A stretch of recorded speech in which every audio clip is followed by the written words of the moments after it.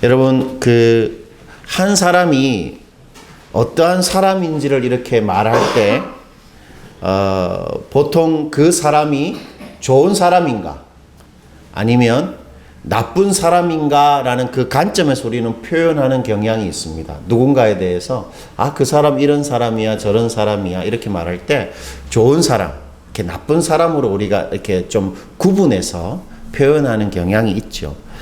그러니까 그 사람 어때? 이렇게 물어보면, 그 사람 좋은 사람이야. 정말 그 사람 착한 사람이지. 사교성은 좀 떨어져도 맡은 일을 정말 자기 일처럼 이렇게 하는 사람이야.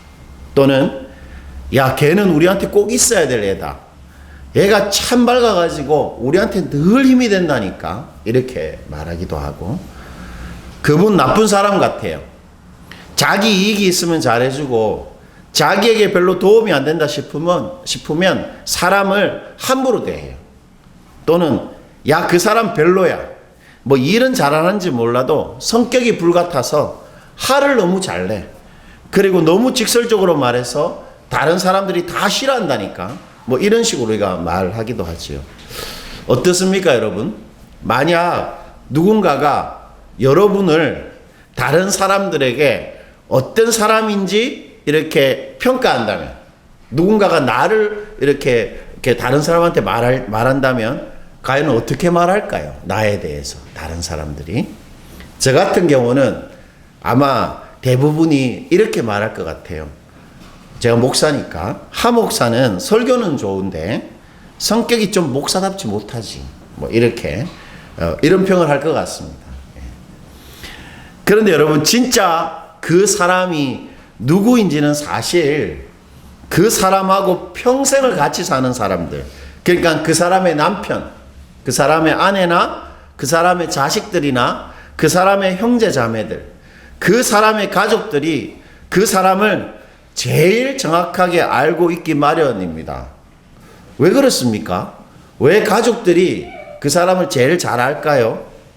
한 사람의 진짜 모습, 그 사람의 진가는 그 사람의 좋은 점뿐만 아니라 그 사람의 나쁜 점까지도 나의 것, 나의 삶의 일부분으로 받아들이고 그것을 반복해서 경험해야만 정말 알 수 있는 것이기 때문입니다.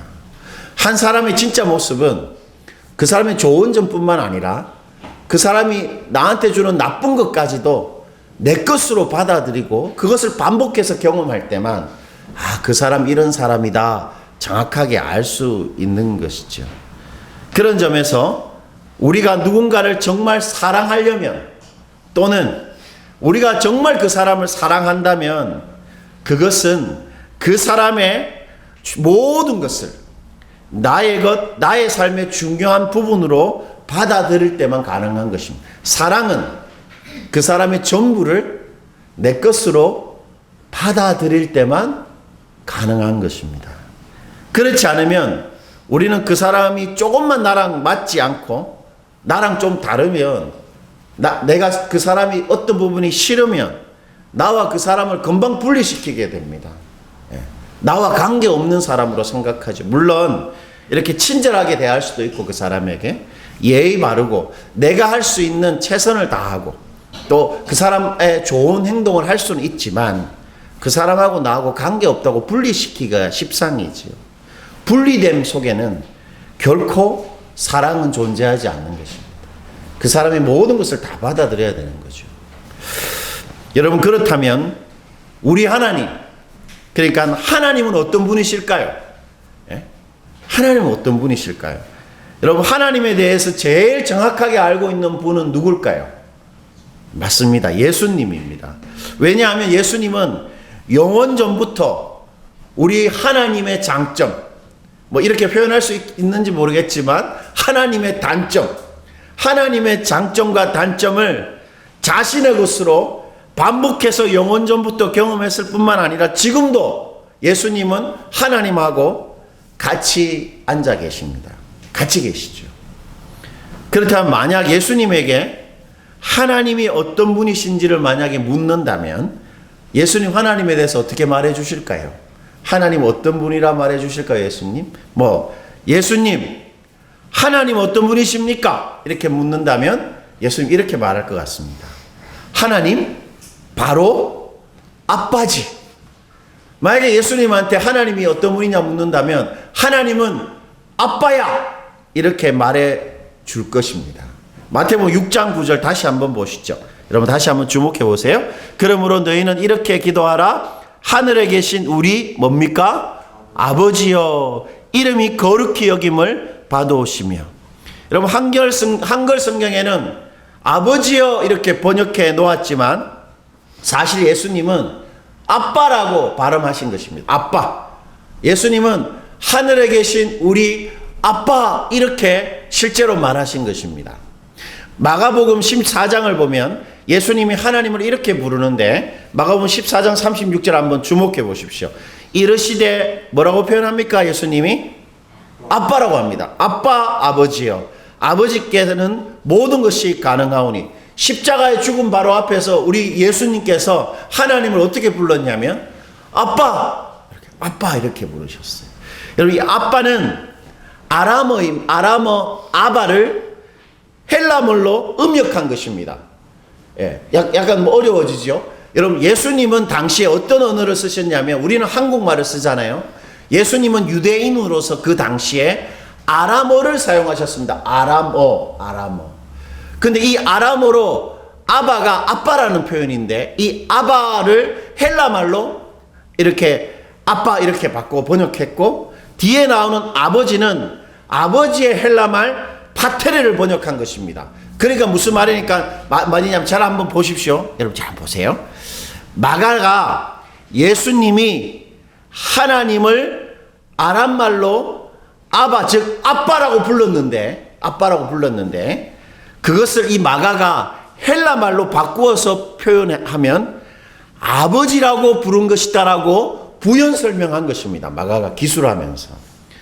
예수님은 유대인으로서 평생 아람어를 사용하셨는데 그러니까 예수님이 우리에게 기도를 가르쳐 주시면서 기도의 대상이신 하나님을 우리에게 아람말로 이렇게 소개하신 것입니다. 너희는 이렇게 기도하라. 아빠라고 우리에게 하나님을 소개하신 거예요. 하나님 어떤 분이신가? 아빠다 이렇게 말하신 것입니다.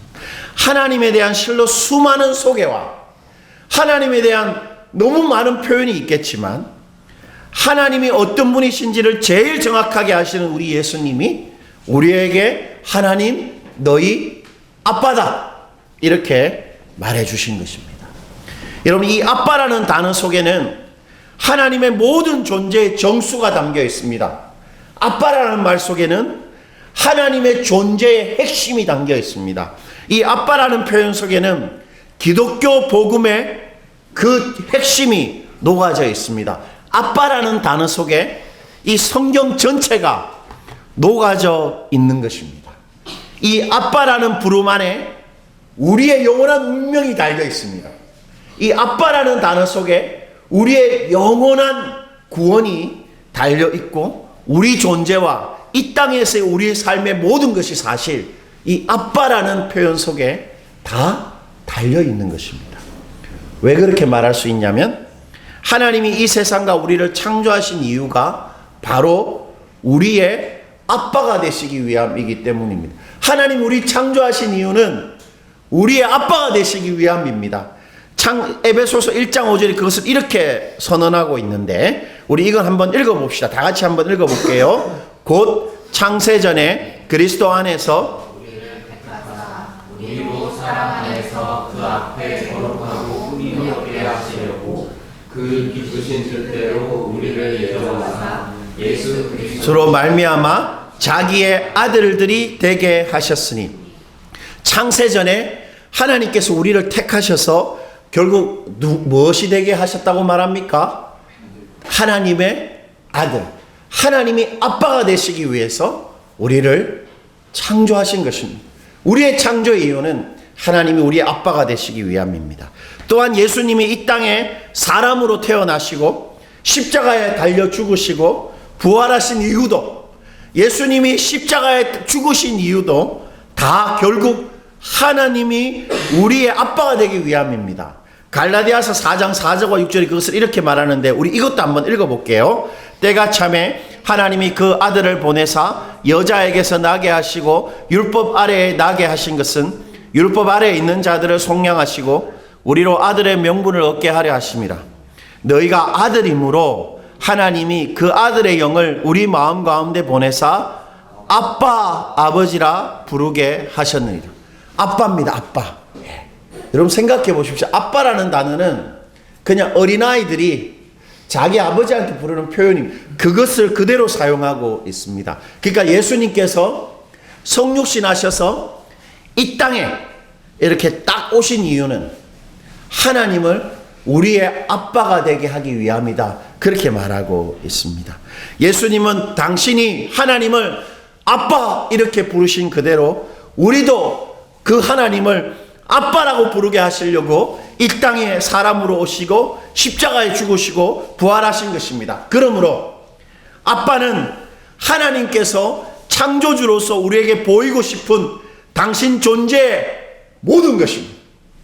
하나님은 언제나 우리에게 아빠이고 싶은 것입니다. 하나님 우리의 아빠 되시려고 우리를 창조하셨고 아빠 되시려고 죄에 빠진 우리를 예수 그리스도의 죽음을 통해서 살려내셔서 당신의 자기 아들, 아빠가 되게 하신 것입니다. 그러므로 아빠는 우리 구원이 절대로 변치 않는다는 것을 보장하는 구원의 반석입니다. 아빠라는 말은 우리 구원이 이제 절대로 변화되지 않는다는 것을 말해주는 것입니다. 왜요? 아빠와 아들, 아빠와 딸은 변치 않는 관계이기 때문입니다. 바로 하나님이 우리의 아빠가 되신다는 말은 이제 우리 구원이 절대로 변치 않는다는 것을 말해주는 것입니다. 아빠는 우리가 진짜 누구인지를 말해주는 우리 존재됨의 가치입니다. 여러분 누구입니까?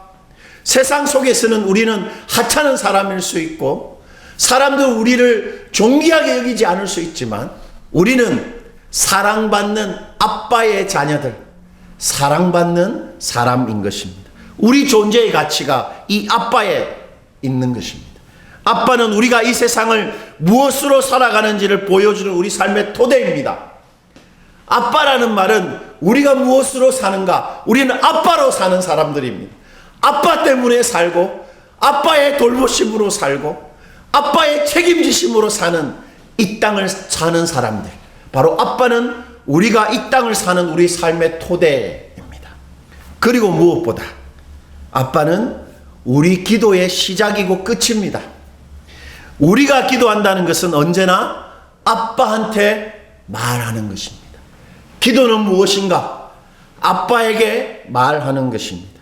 오직 하나님이 자신의 아빠인 사람만이 기도를 할 수 있습니다. 기도는 하나님을 아빠로 부를 수 있는 사람만 할 수 있는 것입니다. 그것이 참된 기도입니다. 아빠가 아니고는 기도는 시작되지 않습니다. 아빠가 아니고는 기도는 그냥 무의미한 종교적인 소리에 불과합니다. 아빠는 기도의 전부인 것입니다. 그래서 예수님이 아빠로 기도를 시작하게 하신 거죠. 그렇다면 여러분, 하나님이 우리의 아빠라는 사실이 우리 기도에 대해 말해주는 것이 무엇일까요? 하나님이 우리 아빠이기 때문에 우리 기도가 어떠한 것인가? 세 가지로 말할 수 있는데, 첫째는 하나님이 우리의 아빠이시기에 우리의 기도는 언제나 확실합니다. 하나님이 아빠시기 때문에 우리의 기도는 확실한 것입니다. 예수님이 하나님을 우리의 아빠가 되게 하시려고 우리 대신 죽으신다는 그 사실을 처음으로 표현하신 것이 있습니다. 그러니까 예수님이 공생에 처음으로 세상에 당신이 메시아임을 알리시면서 처음으로 공식적으로 한 행동이 있습니다. 십자가에 나는 달려 죽으실 것인 것을 나타내신 행동이 있는데, 그것은 바로 세례 요한의 제사함의 물세례를 받으신 것입니다. 여러분, 예수님은 제사함을 받을 필요가 없잖아요. 죄를 사할 필요가 없는 무죄하신 분인데, 예수님이 공생애를 시작하자마자 그 제사함을 받게 하는 세례의 물세례를 받으신 것입니다. 무슨 말이겠습니까? 예수님께서 우리 대신 죄를 용서받는 십자가의 죽음을 죽으실 것을 그 세례 요한의 물세례를 받으심으로 표현하신 것이지요. 여러분, 예수님이 그 제사함의 물세례를 받고 나자 하늘에서 이런 소리가 들립니다. 마가복음 1장 11절인데 우리 이것도 읽어볼게요. 크게 한번 읽어봅시다. 하늘로부터 소리가 나기를 너는 내 사랑하는 아들이라 내가 너를 기뻐하노라 하시니라. 이 하늘의 소리가 바로 하나님의 목소리입니다. 하나님의 목소리. 바로 당신의 아들을 죽이면서까지 우리의 아빠가 되시기 위한 하나님의 목소리입니다. 이렇게 하나님 말씀하시는 거예요. 너는 내 사랑하는 아들이라 내가 너를 기뻐하노라. 예수님이 무엇 때문에 죽으셨습니까? 하나님이 우리의 아빠가 되기 위해서 죽으셨잖아요. 그 죽음의 상징적인 표현으로 회개의 물세례를 받고 나오자마자 하나님이 이렇게 선언하시는 것입니다. 이는 내 사랑하는 아들이라 내가 너를 기뻐한다. 누구한테 하신 말씀인가요? 바로 우리한테 하늘 아빠가 하신 말씀입니다. 때문에 하나님은 우리를 사랑하실 뿐만 아니라 좋아하십니다. 기뻐하십니다. 좋아하시는 것입니다. 여러분, 최근에 우리 둘째 아이가 이제 대학생이 돼서 이제 노트북이 필요하니까 맥북을 갖고 싶었던 모양입니다. 맥북. 그래서 22개월 할부로 이제 자기가 아르바이트 하면서 매달 조금씩 갖겠다고 이제 맥북을 샀는데 그 맥북을 이제 그 전날에 이렇게 주문하면 다음날 오잖아요. 그래서 학교 가니까 이렇게 카톡으로 카톡방에 이렇게 문자를 보낸 겁니다. 아무도 손대지 말고 자기가 언박싱을 할 테니까 손대지 말라는 거예요.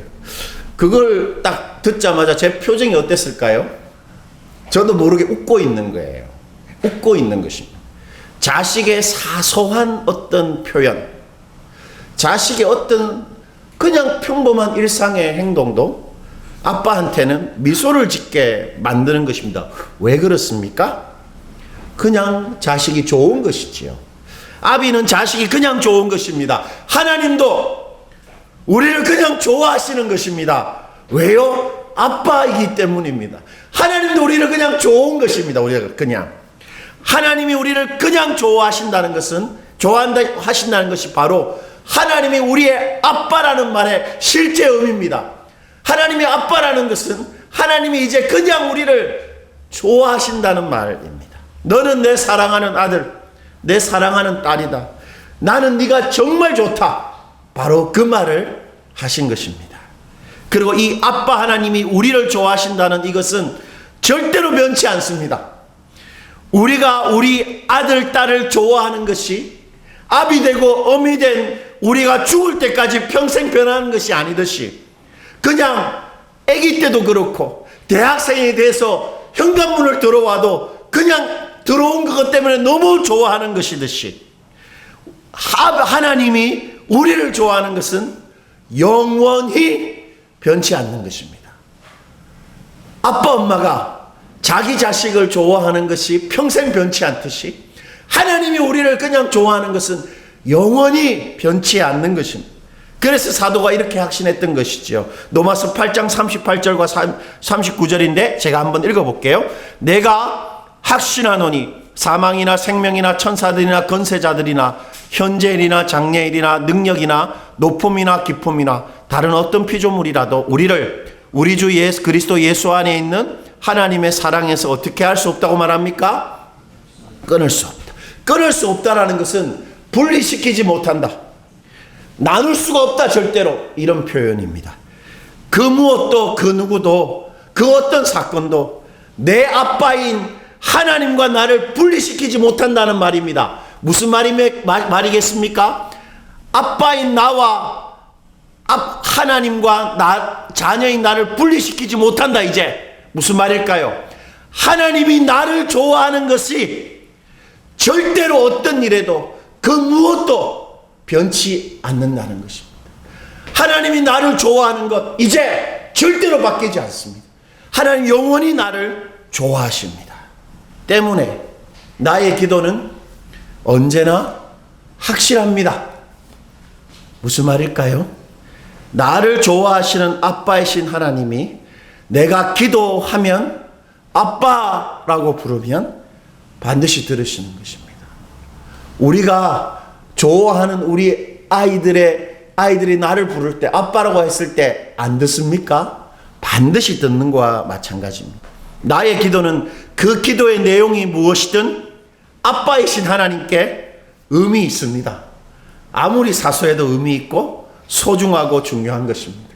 자녀들의 어떤 말이 아빠에게 다 의미가 있는 것입니다. 여러분, 제가 한번 여러분에게 말씀드린 적이 있는 것 같은데, 명절에 제가 처가댁을 가면 그 아파트 단지에 지하 주차장이 없어서 그 명절에 사람들이 막 오잖아요. 거의 뭐 차 댈 데가 없어요. 그래서 보통 명절에 이제 부모님 만나러 가면 저녁 늦게쯤에 가지 않습니까? 보통 운전하고. 그런데 그날도 늦게 우리 처가댁을 갔는데 주차할 자리가 없는데 장인 어르신이 밑에 내려와 있는 거예요. 그러면서 내가 주차 자리를 이렇게 보려고 계속 아파트를 돌고 있었습니다. 그래서 속으로 기도했어요. 하나님, 주차 자리를 좀 허락해 주세요 했는데 마음에 어떤 생각이 드냐면, 아이고, 하나님께서 이런 것까지 들어주셔야 되나? 내가 주차할 거 하나님이 신경이라 쓰실까? 하나님 신경 안 쓰실 것 같은데 그런 생각이 드는 거예요. 그래서 한 바퀴 돌고 딱 오는데 장인 어르신이 주차 자리를 찾으려고 여기저기 돌아다니는 걸 보면서 마음에 확신이 생겼습니다. 아버지는 자녀의 주차 자리 찾는 게 중요한 것입니다. 아빠는 우리의 사소한 것이 중요한 것입니다. 하나님은 우리의 사소한 것이 참으로 중요한 것입니다. 왜요? 아빠이기 때문입니다. 그래서 제가 설교 준비하다가 토요일 밤에 이렇게 아이들이 식사를 못해서 그 쿠팡 그 이치 있잖아요. 그게 배달 주문을 시키는데 이런 기도가 나오는 것이에요. 하나님, 어떤 걸로 주문하면 맛있을까요? 그 기도가 의미 있다고 생각이 들었습니다. 왜요? 아빠는 자녀가 무엇을 먹을까에 관심이 있기 때문입니다. 하나님은 그런 사소한 기도조차 당신한테 중요한 것입니다. 그러므로 우리의 기도는 확실한 것입니다. 어떤 기도라도 확실하게 하나님께 전달됩니다. 아빠에게 나의 모든 기도는 그분을 기분 좋게 만들고 그분에게 중요하고 소중한 것입니다. 그러므로 우리는 그런 확신으로 기도할 수 있는 것입니다. 그것이 아빠로 기도한다는 말의 의미이죠. 두 번째, 하나님이 우리의 아빠이시기에 우리의 기도는 충분합니다. 우리 기도는 충분합니다.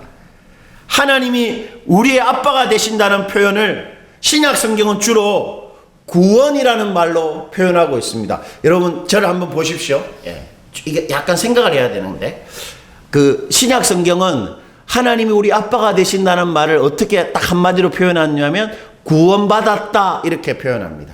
하나님께 구원받는다는 것이 바로 하나님이 이제 나의 아빠가 되신다는 거죠. 그래서 예수님, 그 요한복음이 예수님을 믿으면 뭐가 된다 그랬습니까? 영접하는 자, 곧 그 예수의 이름을 믿는 자는 뭐가 되지요? 하나님의 자녀가 된다고 말합니다.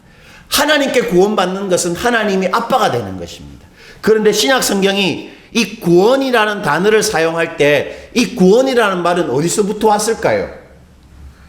신약 성경에 구원이라는 표현을 했을 때 구원이라는 말이 어디서 왔을까? 구약에서 왔겠죠. 구약 성경에서. 구약 성경에 구속이라는 단어에서 신약의 구원이라는 단어가 나온 것입니다. 저를 한번 보시겠어요? 구약 성경에 구속이라는 표현을 씁니다. 이 구속이라는 표현이 신약 성경에 와서 구원이라는 말로 바뀌었죠. 그러면 구속이라는 말 속에도 아빠, 하나님이 아빠가 되신다는 그 표현이 담겨져 있겠죠. 담겨져 있습니다. 여러분, 구약의 구속이라는 단어는 히브리 말로 가할입니다. 가할을 번역한 것이 바로 구약의 구속이라는 단어입니다. 가할이 무슨 뜻이냐 하면 가장 역할을 하다입니다. 구약의 구속이라는 단어 가할의 뜻은 가장 역할을 하는 것입니다. 무슨 말입니까? 하나님이 아빠가 되신다는 것입니다. 아빠가 자기 가족들을 지키고 책임지기 위해 자신의 소중한 것과 심지어 자신의 목숨까지도 거는 가장의 행동이 바로 구약의 가알입니다. 가알. 바로 구속입니다.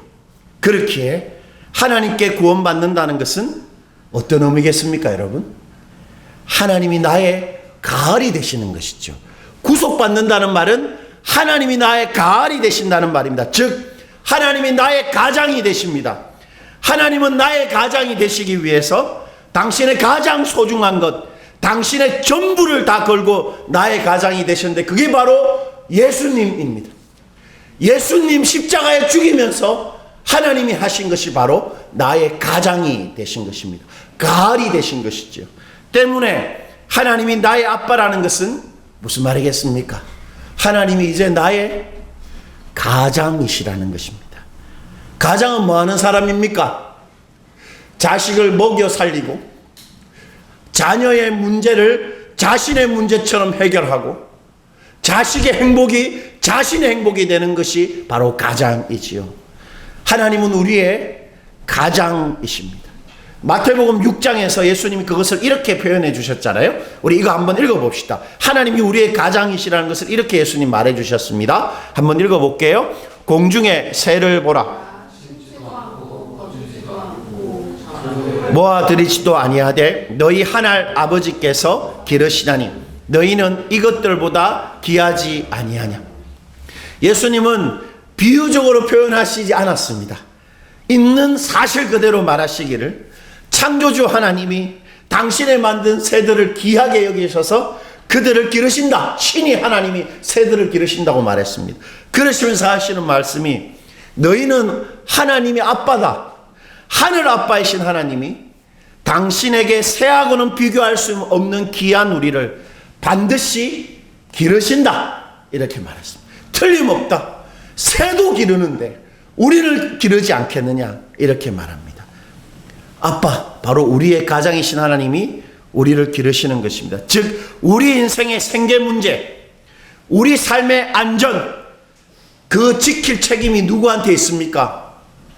나한테 있다고 생각하지만 그것은 하나님과 관계없는 사람들이 가지는 마음 중심입니다.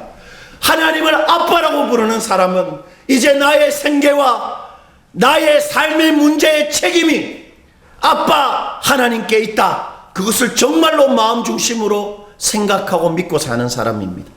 우리 인생의 문제는 아빠가 해결해야 된다고 생각하는 사람입니다. 아빠에게 책임이 있다. 내 앞날에 가장 좋은 것으로 인도할 책임이 바로 아빠한테 있다라는 것을 말해주는 것입니다. 하나님이 우리의 가장, 우리의 아빠이시기 때문입니다. 이것은 비유가 아니고 실제 사실입니다. 그래서 아예 예수님은 이런 파격적인 말씀을 하시는데 누가복음 12장 29절과 30절입니다. 우리 이것을 크게 한번 읽어볼게요. 너희는 무엇을 먹을까 무엇을 마실까 하여 구하지 말며 근심하지도 말라. 이 모든 것은 세상 백성들이 구하는 것이라. 너희 아버지께서는 이런 것이 너희에게 있어야 할 것을 아시느니라. 하나님을 아빠로 부르지 못하는 사람들은 구해야 됩니다. 바둥대야 됩니다. 최선을 다해야 됩니다. 그리고 근심해야 됩니다. 내 인생 근심해야 됩니다. 내 부모님 문제 근심해야 되고 내 자녀들 문제 걱정해야 합니다. 그런데 예수님 말하시기를 너희는 구하지도 말고 근심하지도 말라. 가격합니다. 과연 그렇게 하면 살 수 있겠습니까? 예, 살 수 있다고 말합니다. 왜요? 아빠가 있으니까. 너희들한테는 아빠가 있지 않느냐? 왜 아빠가 없는 사람처럼 바둥대고 애쓰고 걱정하고 사느냐? 그렇게 하지 말라. 이렇게 말하시는 것입니다. 무슨 말입니까? 우리 생계 때문에, 우리 삶의 실제 문제 때문에 바둥대거나 걱정할 필요가 없다는 것입니다. 왜요? 우리에게는 아빠가 있습니다. 가장이 있습니다. 우리에게는 우리의 행복이 당신의 행복이 되는 아빠, 우리 삶의 위험이 당신에게 닥친 위험이 되는 아빠, 우리 삶의 문제가 당신이 반드시 해결해야 될 문제가 되는 가장이신 아빠가 있는 것입니다. 그러므로 기도는 바로 그것을 믿는 것입니다. 기도는 하나님이 나의 가장이신 것을 믿는 것입니다. 아빠, 어떻게 해요, 이거? 아빠 도와주세요. 이거 아빠가 해결해 주세요. 아빠 큰일 났어요. 저 지켜주세요. 이렇게 하는 것입니다. 기도는 하나님을 가장으로 믿는 것입니다. 예수님이 우리에게 기도할 때 하나님을 아빠라고 부르게 하신 것이 바로 그거 믿고 하라 하신 것입니다. 여러분, 그런데 우리는 아빠를 경험할 때 이런 아빠를 좀처럼 경험하기가 쉽지가 않죠. 어떤 면에서 역기능적인 그 기능을 가지고 있는 아빠도 많습니다. 책임지지 않는 아빠, 나를 돌보지 않는 아빠, 뭐 바람을 피거나 도박을 하거나 알코올 중독에 빠진 아빠들, 나쁜 아빠들이 많죠. 그러나 여러분, 좋은 아빠들도 있죠. 세상에 좋은 아빠들이 반짝반짝 빛나는 햇빛이라면 하나님은 태양입니다. 태양. 그 모든 좋은 아빠들의 근원이 바로 하나님이죠. 때문에 하나님은 절대로 아빠로서 우리를 실망시키지 않습니다. 하나님은 이 우주상에서 가장 좋은 아빠입니다. 그것을 믿고 기도하는 것입니다. 내 인생과 내 일과 내 소중한 것에 대한 책임이 내 아빠한테 있다. 그것을 믿고 늙어 죽을 때까지 내가 하나님의 아이, 하나님이 나의 아빠인 줄 알고 기도하는 것입니다. 때문에 우리 인생은 기도로 충분합니다. 아빠가 있기 때문에 우리는 기도로 충분히 이 험한 세상을, 내가 나를 지켜야 되고 잘 살아가야 되는 이 세상을 기도함으로 충분히 잘 살 수 있습니다. 바로 나의 가장이신 내 아빠가 있기 때문이지요. 바로 예수님께서 우리에게 아빠 있다 그렇게 말하신 것입니다. 마지막으로 세 번째, 하나님이 아빠이시기에 우리의 기도는 부요합니다. 부요합니다. 여러분, 사도 바울은 하나님이 우리의 아빠라면 우리에게 반드시 일어나는 일이 있다고 말하는데, 갈라디아서 4장 6절과 7절입니다. 하나님이 아빠이기 때문에 우리에게 일어나는 일, 한번 읽어볼게요. 너희가 아들이므로 하나님이 그 아들의 영을 우리 마음 가운데 보내사 아빠 아버지라 부르게 하셨느니라. 그러므로 내가 이후로는 종이 아니요 아들이니 아들이면 하나님으로 말미암아 유업을 받을 자니라. 여러분 6절에서도 우리가 하나님을 어떻게 부릅니까? 아빠라고 부릅니다. 아빠라고 부른 자들은 7절에 어떤 자들이라고 말하지요? 유업을 어떻게 해요? 전부 하나님의 유업을 받는 사람입니다. 하나님의 유업을 받는다는 말은 하나님의 것이 곧 나의 것이 된다는 말입니다. 즉 하나님이 나의 아빠라는 말은 이제 하나님의 것이 곧 나의 것이라는 말입니다. 그것을 사도가 이렇게 증명하고 있는데 로마서 8장 32절입니다. 여러분 로마서 8장 32절 한번 보시죠. 자기 아들을 아끼지 아니하시고 우리 모든 사람을 위하여 내주시니가 어찌 그 아들과 함께 모든 것을 우리에게 주시지 아니하겠느냐. 즉 이미 하나님께서 자신의 모든 것이라 할 수 있는 아들 예수를 우리에게 그것도 하나 아끼지 않고 다 주셨다는 것입니다. 그러니 이제 하나님이 모든 것을 우리에게 주시는 것이 전혀 어렵지 않다는 것이죠. 아들이면 하나님으로 말미암아 유업을 받는다. 반드시 그런 일이 일어난다. 하나님이 아빠라면 하나님의 모든 것은 반드시 너의 것이다. 성경 그렇게 분명히 말하고 있는 것입니다. 때문에 우리의 기도는 부요할 수밖에 없습니다. 하나님은 우리가 하고 싶어 하는 것을 꼭 이루어 주고자 합니다. 여러분, 자녀를 길러보면 그 아이가 하고 싶은 것이 있을 때 어떻게 했든지 그걸 도와주려고 하는 거와 똑같습니다. 하늘 아빠도 우리가 하고 싶은 게 있으면 도와주십니다. 우리가 그걸 안 믿을 뿐이죠. 믿지 않고 내가 받은다니까 삶이 어려운 것입니다. 정말 그건 믿고 하나님이 내가 하고 싶은 거 도와주고 싶어 하신다는 거 믿고 살아가면 반드시 하나님의 아빠 되심을 경험하게 되는 것입니다. 하나님은 우리의 기도를 통해 아래는 우리의 생각, 계획, 결정, 그거 너무 존중하십니다. 왜요? 하나님은 당신이 가지신 모든 것으로 우리 삶을 복되게 하고 싶어하는 아빠이기 때문입니다. 내가 가진 모든 것으로 우리를 도와주고 싶어 하시는 것이 하나님이시기 때문에 우리의 계획, 생각, 하고 싶은 거 존중하는 것입니다. 하나님은 우리가 구하는 것에 더 넘치도록 주시고 가장 좋은 것 주십니다. 왜요? 아빠이시기 때문입니다. 여러분, 아이들이 어떤 걸 요구할 때 우리는 그 요구하는 것보다 더 좋은 거 주고 싶어 합니다. 그런데 좋은 거 주지 않을 때가 있죠. 왜요? 그 좋은 것 주면 이 아이가 망칠 수 있기 때문이죠. 부모 마음이 그런 것이죠. 언제나 좋은 것 주고 싶어 하는 것입니다. 하나님도 마찬가지입니다. 가장 좋은 것 주고 싶어 합니다. 당신이 가진 것으로 우리를 복되게 하고 싶어 하는 것이죠. 때문에 우리가 그것을 정말 믿고 하나님의 유업, 하나님이 주시는 것으로 내가 내 삶을 살려고 기도할 때 우리는 반드시 그 하나님의 부요함을 경험하게 됩니다. 하나님 아빠입니다. 아빠는 반드시 유업을 이어받을 자녀를 가지고 있는 것입니다. 하나님 이미 가장 좋은 예수님 우리에게 주셨습니다. 그러므로 하나님 절대로 우리에게 무엇도 아끼지 않습니다. 그거 믿고 기도하는 것이죠. 그러므로 우리 기도는 언제나 부요합니다. 말씀을 맺겠습니다.